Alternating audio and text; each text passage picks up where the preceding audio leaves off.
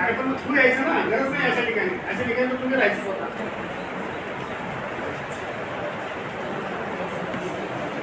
मीरा भाईंदर महानगरपालिकेतर्फे ज्या प्राथमिक आणि माध्यमिक शाळा चालवल्या जातात त्या शाळेतील विद्यार्थी आणि विद्यार्थिनी यांना शाळांचे गणवेश आणि शैक्षणिक साहित्य हे मनपातर्फे मोफत दिले जातात. जे शैक्षणिक साहित्य आहे त्यामध्ये पूर्ण त्या वर्गाची पुस्तकं, मुलांच्या वह्या, इतर साहित्यामध्ये वॉटर बॉटल ही दिल्या जाते. त्याचबरोबर मुलांना शाळेचा गणवेश आणि खेळाचा गणवेश हाही दिला जातो.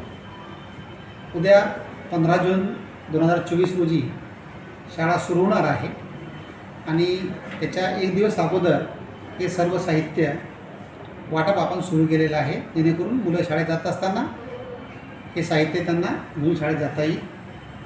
त्याचबरोबर आपण मुलांना स्पोर्ट्स शूज, सॉक्स आणि शाळेचं दप्तर यासाठीचं निधी हा DBTच्या माध्यमातून देत असतो. तोही निर्णय घेतलेला आहे आणि आजपासून त्याचंही वितरण चालू होईल.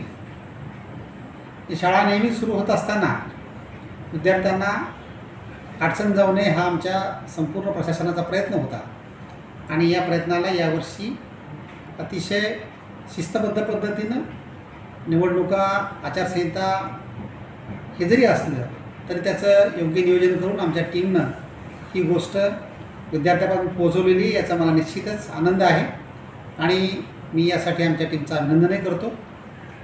त्याचबरोबर हे विद्यार्थी गुणवान व्हावेत, त्यांच्या प्रतिभेत वाढ व्हावी, त्यांच्या कौशल्यात वाढ व्हावी, या विद्यार्थ्यांना आयुष्यात उभं राहण्यासाठीचं कौशल्य शिक्षण मिळावं, तितके सक्षम व्हावेत हा महापालिका म्हणून आमचा सर्वांचा प्रयत्न आहे आणि त्यासाठी वेगळ्या आणि पूरक उपाययोजना आपण यावर्षी करणार आहोत. धन्यवाद. सर, अक्सर देखा जाता है महानगर पालिका प्रयत्न करती है और उसमें अमल भी होता है और अमल करने के बाद भी लेट लतीफ़ी रहती है और सुचारू रूप से काम नहीं होता जिस तरीके से कई वर्षों से चल रहा है यहाँ पे शिक्षा विभाग में, स्कूलों में चल रहा है.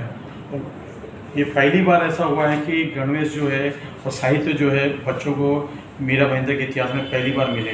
तो ये सिस्टम शुरू रहेगा कि बीच में फिर वही लेट लतीफ़ी होगी? देखिए, हर वर्ष हमें जो खरीदारी करनी पड़ती है उसका एक प्रोसेस है. हम हर वर्ष के लिए नया टेंडर निकालते हैं. इस वर्ष हमने दिसंबर से इसकी तैयारी चालू की थी.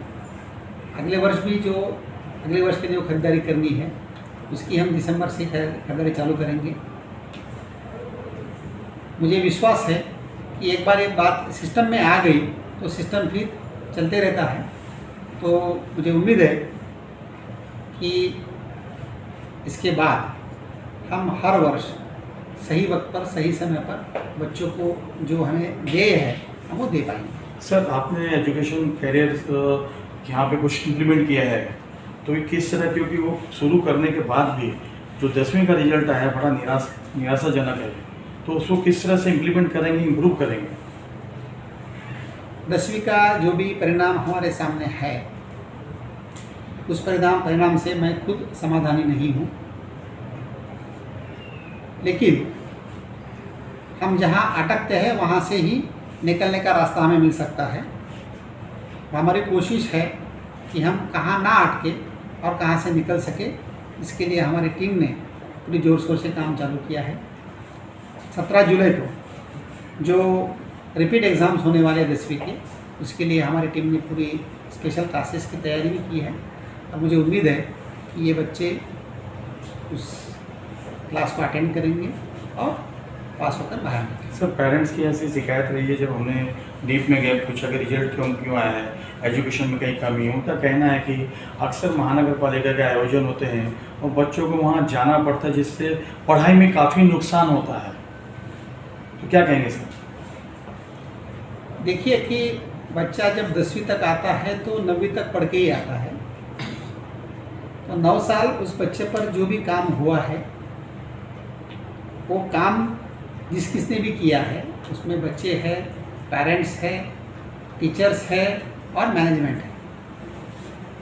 सर शहर, एक ही सवाल है, शहर में कुछ इनलीगल स्कूल भी चलते हैं और जब महानगर पालिका उस पर हथौड़ा डालने की कोशिश करती है तो स्कूल वाले जो मालिक होते हैं वो बच्चों को आगे प्रोटेस्ट करवा कर नियम बाई तरीके से उनके गले में तख्ता डालकर प्रशासन के विरुद्ध और लोक सेवक के विरुद्ध नारे लगाने को करते हैं, तो महानगर पालिका उस पर क्या कार्रवाई करेगी?